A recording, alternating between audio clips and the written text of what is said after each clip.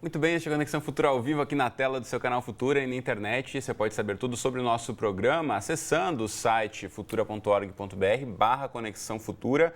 Os nossos episódios mais recentes já estão compilados aqui. O programa de hoje também já vai estar disponível aqui a partir de amanhã. Você pode assistir quantas vezes quiser e compartilhar também nas suas redes sociais. E ao longo das últimas semanas, você deve ter visto e ouvido falar bastante no Outubro Rosa, né? Até o meu figurino de hoje não é por acaso. Bom, esse movimento nasceu nos Estados Unidos na década de 1990 para estimular a participação da população no controle do câncer de mama. E esse é o tipo de câncer mais comum entre as mulheres no mundo e no Brasil, depois do câncer de pele não melanoma, respondendo por cerca de 25% dos casos novos a cada ano. O câncer de mama também acomete homens, porém é raro, representando apenas 1% do total de casos da doença. Em 2015, o Instituto Nacional do Câncer estima o diagnóstico de mais de 57 mil novos casos. Então, no programa de hoje, vamos falar aqui sobre a importância da detecção precoce da doença. Então, para essa conversa, recebemos aqui no estúdio, ao meu lado, a Manuela Junqueira, que é cirurgia de mama. Bem-vinda, Manuela. Obrigada. Também vem a caráter. A caráter, com tons de rosa. E também, em tons de rosa, aqui na gravata, o Gilberto Amorim, oncologista clínico especializado em câncer de mama do Grupo DOR. Bem-vindo, Gilberto. Obrigado, Cristiano. Boa tarde aos espectadores do canal Futura. Boa tarde a você também. Daqui a pouco a gente fala ainda com a Luciana Holtz, que é fundadora e presidente do Instituto Oncoguia.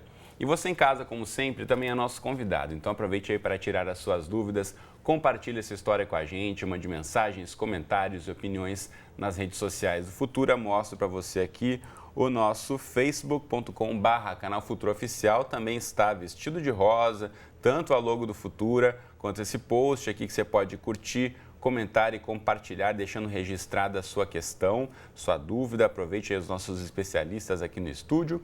E também você pode mandar mensagens para a gente pelo Twitter, marcando @canal Futura, em até 140 caracteres. Você vê que também ao longo de todo o mês, Futura está todo rosa, então aproveite aí para tirar a sua dúvida. Ou ainda, pegue o seu celular, salve os contatos do canal Futura no seu WhatsApp, em 21 968 668 414, esses numerozinhos que estão aqui embaixo. Você pode mandar mensagens de texto para a gente, ou ainda ligar no telefone fixo, que também segue à disposição, no 0 Operadora 21 2273 5020. Enquanto você manda o seu recado, já começa aqui mais uma vez dando boa tarde, boas-vindas aos dois. Muito obrigado mais uma vez. Bom poder contar com vocês aqui no estúdio com a gente hoje. Bom, eu quero que eu já começar falando do programa. A gente fala sempre sobre a questão do diagnóstico, da prevenção. Agora, sabemos de dados aí de que muitas vezes as mulheres até vão fazer o exame e não vão buscar, ou também da dificuldade do acesso até um exame de mamografia. Tem toda uma questão polêmica sobre a idade, que a gente vai falar daqui a pouquinho. Mas, primeiramente, quero começar ouvindo você, Manuela, em relação a esse estigma, né? Que a gente sabe que câncer ainda assusta muito quando se fala nessa palavra, mas a questão do exame e do diagnóstico precoce pode salvar muitas vidas se a doença for aí detectada num estágio inicial, né? E essa é que é a coisa importante do exame, né? Fazendo o exame, a mamografia, você consegue pegar o tumor num estágio mais inicial e com isso até alcançar a cura muitas vezes. Então, existe com certeza muita preocupação, tem muito medo da doença, mas é muito melhor pegá-la no início, lidar com isso e esquecer do que pegar a doença mais avançada e ter que fazer um tratamento mais longo ou até mesmo uma doença que seja um pouco mais complicada para curar. Então, Gilberto, a gente pensando em relação ao acesso, né, da brasileira ao espaço onde pode fazer o exame de mamografia. A gente sabe da dificuldade, muitas vezes, de ter esse exame na rede pública ou da dificuldade de levar o equipamento até onde são as populações. Como é que você avalia como a gente tem avançado, né, aos poucos nos últimos anos em relação a isso? Os dados do Ministério mostram para a gente que assim, o número de mamografias realizadas na rede pública, de fato, cresceu nos últimos anos. Esse crescimento é tímido e não atinge a meta que é considerada importante a nível internacional. Quando você fala de rastreamento populacional, você imagina que aquele grupo de mulheres que você quer acompanhar, você deveria ter pelo menos 70% dessas mulheres fazendo o exame. E a gente não consegue, na maioria das vezes, chegar a 30%. E isso, dentro de um país continental como o Brasil, você tem alguns locais que tem 40% de cobertura, isso o Ministério defende a mamografia a partir dos 50 anos até os 69, mas mesmo que a gente foque nesse grupo etário mais importante, a cobertura ainda está bastante aquém do que a Organização Mundial de Saúde recomenda. Tem cidades importantes do país, capitais de estado, que tem 15%, 18% de cobertura, mesmo quando a gente fala de uma mamografia a cada 2 anos. E a impressão, o próprio Oncoguia fez uma pesquisa junto com o Datafolha sobre isso, algumas pacientes que têm um nível de consciência alto e a preocupação com o diagnóstico precoce, elas fazem exame e algumas dessas vão fazer exame no ano seguinte. Então é como se fosse um nicho, algumas pacientes conseguem mesmo na rede pública fazer e às vezes fazem anualmente. E um grupo enorme de pacientes fica completamente à margem, seja porque está faltando educação, ela muitas vezes, apesar de todas as campanhas, ainda acha que porque não tem caso na família não precisa fazer mamografia, não importa se ela tem 55 anos, ela acha que não é para ela, ou tem esse preconceito, o exame é desconfortável, dói um pouco, ouviu falar que machuca, não quer saber disso, é melhor não procurar, porque se achar, ela não sabe o que vai fazer. Então, assim, ainda tem muita desinformação sobre isso, mas o acesso, embora tenha melhorado, se você pegar o DataSUS, esses números já são conhecidos por todos, mas ainda tem uma dificuldade real de um acesso à mamografia no país. O Dr. Gilberto mencionou o Oncoguia, então vamos chamar agora para a nossa conversa a Luciana Holtz, que é fundadora e presidente do Instituto Oncoguia de São Paulo. Tudo bem, Luciana? Bem-vinda à Conexão Futura. Oi, tudo bem? Prazer estar aqui com vocês, né? Dando um oi aí para o Dr. Gilberto e para a doutora Manuela também. Prazer. Bom, como a gente falava aqui, a gente sabe, né, Luciana, que a palavra câncer ainda mexe muito com as pessoas, provoca muito medo, muita gente faz o exame, deixa de buscar os resultados. Como é que vocês têm trabalhado para desconstruir um pouco esses mitos e incentivar esse diagnóstico precoce? A gente trabalha de algumas maneiras, né? Então, acho que desde face a face, acho que o contato mesmo com as mulheres, a gente até tem um projeto que chama Oncoguia na Comunidade, que a gente visita, né, de forma sistemática regiões aqui em São Paulo mais carentes, onde a gente capacita as próprias moradoras com informações básicas, né, de mitos e verdades, onde fazer o exame, porque por incrível que pareça, né, quando a gente fala para elas que o caminho para ela conseguir fazer o exame é ela ir no posto de saúde, essa já é uma barreira imensa, porque às vezes a primeira resposta dela é falar, mas não tem médico no posto de saúde, o que eu vou fazer lá, né? Então, já tem uma descrença, né, por parte da mulher, até mesmo com relação ao sistema de saúde, a forma como ela não é cuidada, o médico do posto nem sempre olha no olho, o médico do posto nem sempre conversa e explica mesmo as coisas para ela. Então, às vezes, o doutor Gilberto falou muito agora aí da questão do acesso ao exame, e eu concordo totalmente. Eu acho que a porta de entrada da mulher que precisa do SUS são as UBSs, e as UBSs precisam estar super comprometidas, né, para que quando essa mulher chega, para que essa mulher não se perca, né, para que ela realmente seja acolhida, informada, para que os próximos passos aconteçam.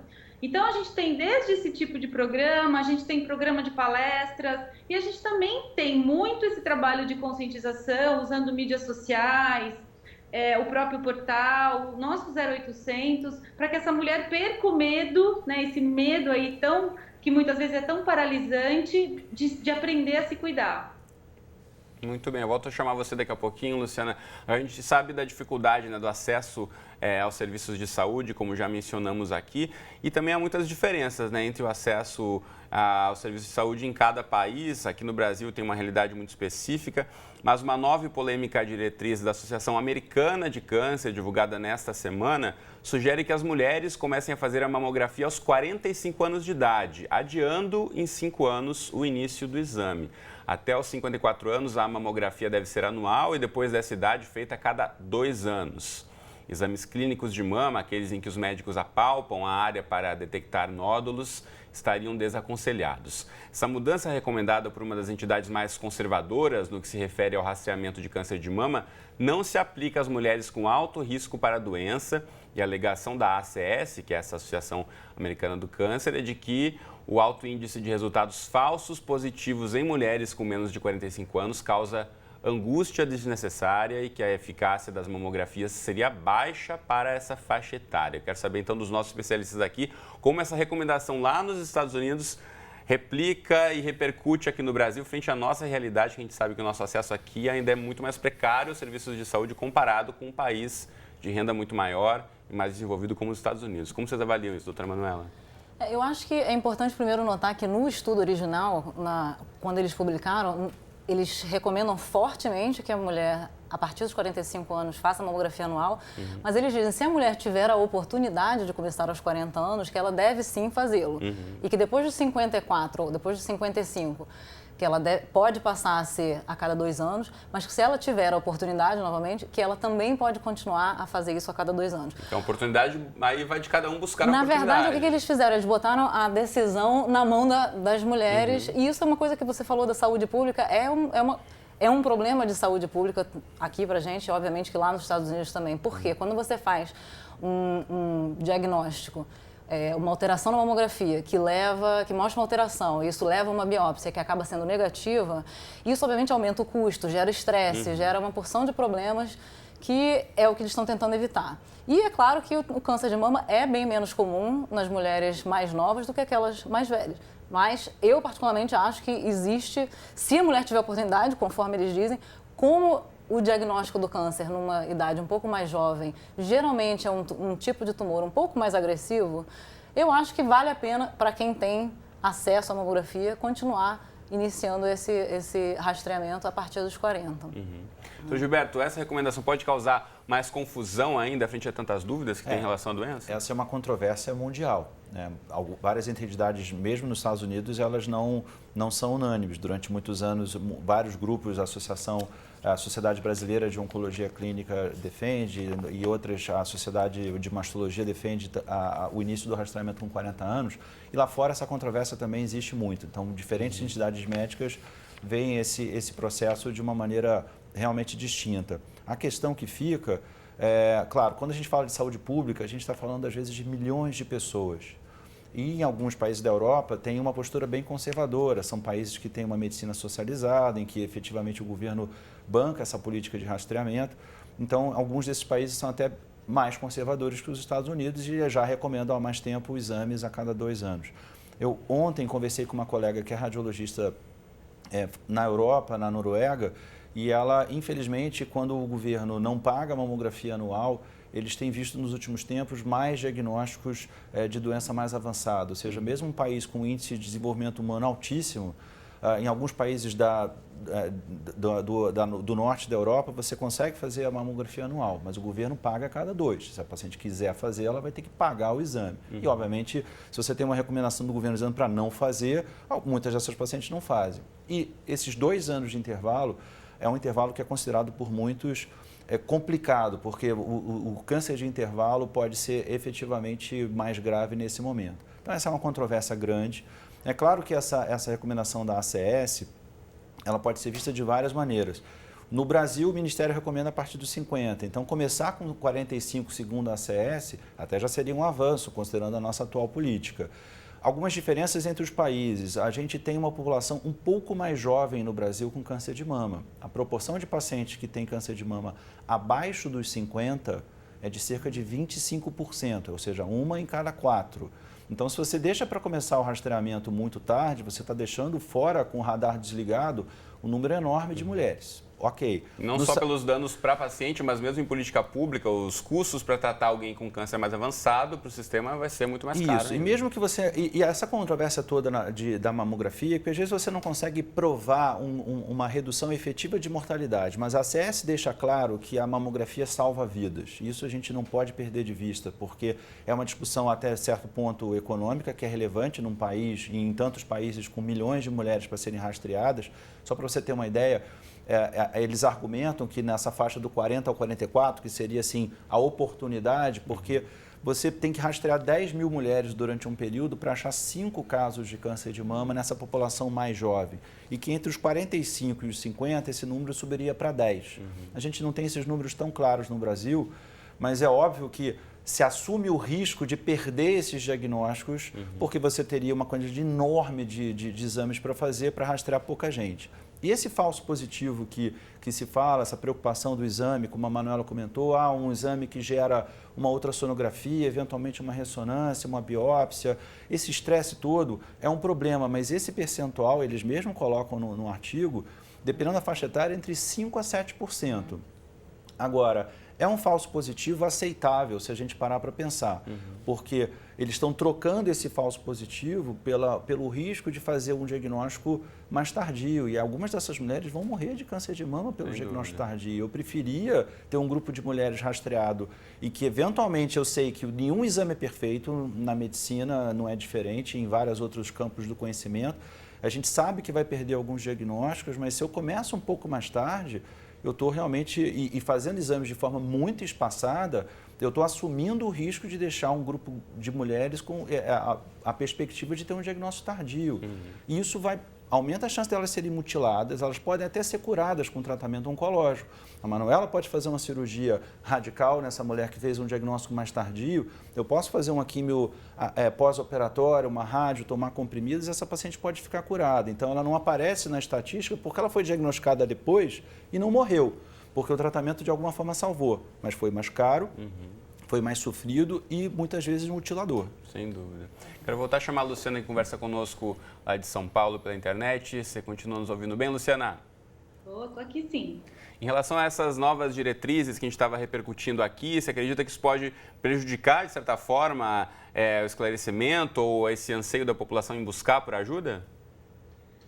Acho que é sempre perigoso, né? Porque a gente já vive no Brasil um certo desalinhamento de mensagens, né? O Ministério da Saúde insiste no rastreamento a partir de 50 anos, a gente tem uma lei que autoriza a mulher a fazer com 40, nem sempre ela consegue fazer. Acho que precisa tomar muito cuidado. As recomendações internacionais, como a gente não tem no Brasil, né, uma publicação, um dado científico tão importante quanto esse, como, por exemplo, ajuda muito, né? Acho que é óbvio que a gente tem que respeitar, tem que ouvir, tem que analisar, mas acho que tem que adaptar para a nossa realidade e ver o quanto isso é viável, né? Cabe muita cautela aí.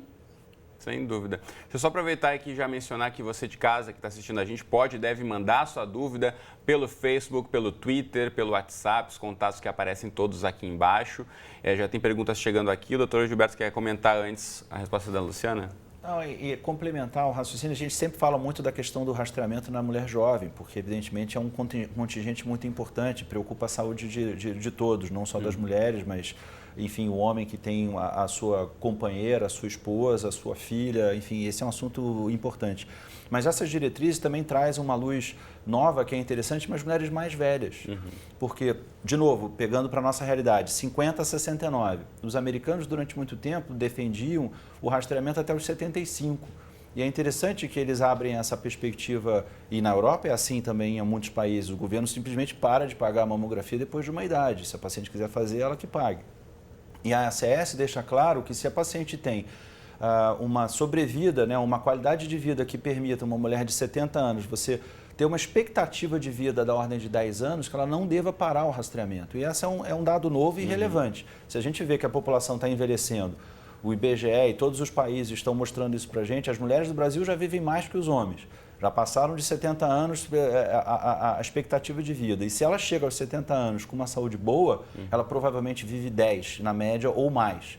Ou seja, esse rastreamento não deveria parar. Então a gente vai, de uma certa forma, provocar o Ministério a rever esses dados, de interromper, porque se no próprio Brasil as mulheres estão vivendo mais do que 70 anos, por que parar o rastreamento com 69? O brasileiro já está em quase 76, as mulheres vivendo mais que os homens ainda, ou seja, tem aí mais um tempo para que elas tenham que cuidar muito bem dessa saúde, né? Deixa eu aproveitar de registrar aqui a pergunta do Gilberto Perdigão, aqui de Jacarepaguá, no Rio de Janeiro. Ele quer saber, doutora Manuela, o que deve fazer uma mulher que tem prótese de silicone e se isso pode prejudicar ela no tratamento do câncer de mama?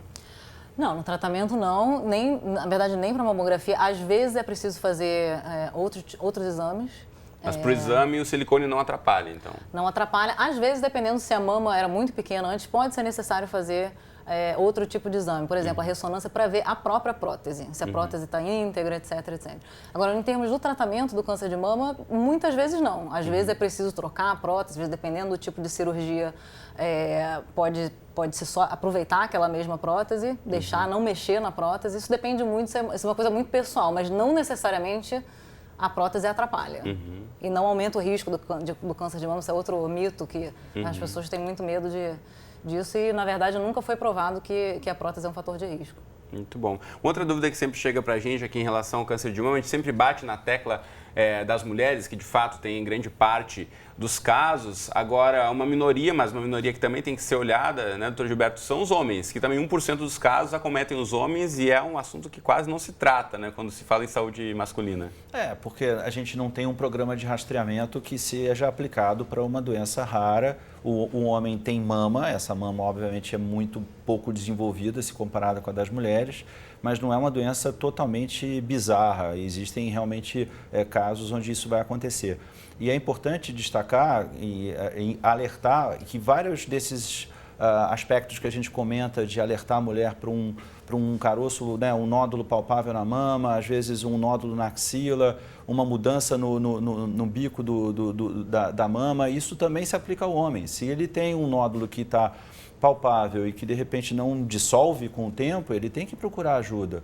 Sabe? Se ele percebe uma alteração na pele do mamilo, ele não vai ficar esperando o tempo passar e não tomar uma providência. Na verdade, esse é o grande problema, eu acho, do diagnóstico do câncer de mama masculino, principalmente num país, eu acho, como o nosso, que é uma coisa assim mais macho, né? Assim, o homem tem aquela coisa que não precisa ir ao médico, uma cultura eu tô bem, muito machista, aquela coisa, né? O homem não vai ao nada. médico, normalmente quando vai é quando Então, já está então, com alguma situação mais grave isso é e importante levado saber. pela família, porque ele não Arrastado pela mulher. Nem sempre é fácil realmente Então, fazer é esse importante diagnóstico fazer precoce. A cirurgia, em linhas gerais, o tratamento é parecido, né? Quer dizer, o paciente que tem que operar, opera. Claro que uma cirurgia vai ser uma cirurgia mais radical, sempre, com raríssimas exceções, porque você não tem uma mama desenvolvida e, evidentemente, o homem vai tolerar, apesar do preconceito desse diagnóstico de estranho, você, mas eu tenho câncer de mama em homem.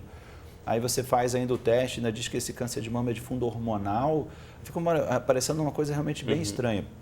Mas do ponto de vista oncológico, a cirurgia vai ser feita, se houver indicação de tratamentos complementares, vão ser feitos também. Existe um problema para os homens, que é um desafio, na verdade. Muitos desses homens têm que tomar comprimidos, assim como as mulheres têm que tomar. E você, quando dá um anti-hormônio para um homem, isso é um pouquinho mais complicado, especialmente se ele tiver vida sexual ativa. Bom, mas aí também é importante pensar em manter-se vivo e há outros tratamentos para esses outros sintomas que podem aparecer ao longo desse tempo. Agora, deixa eu chamar novamente a Luciana, já está quase estourando nosso tempo aqui. Luciana, rapidamente, para a gente encerrar, a importância, né, dessa rede de apoio que as mulheres, ou e o homem também, quando passa por um caso como esse, né, num tratamento, é importantíssimo a gente pensar nessa rede de apoio que vai fazer toda a diferença para o tratamento ser bem sucedido, né?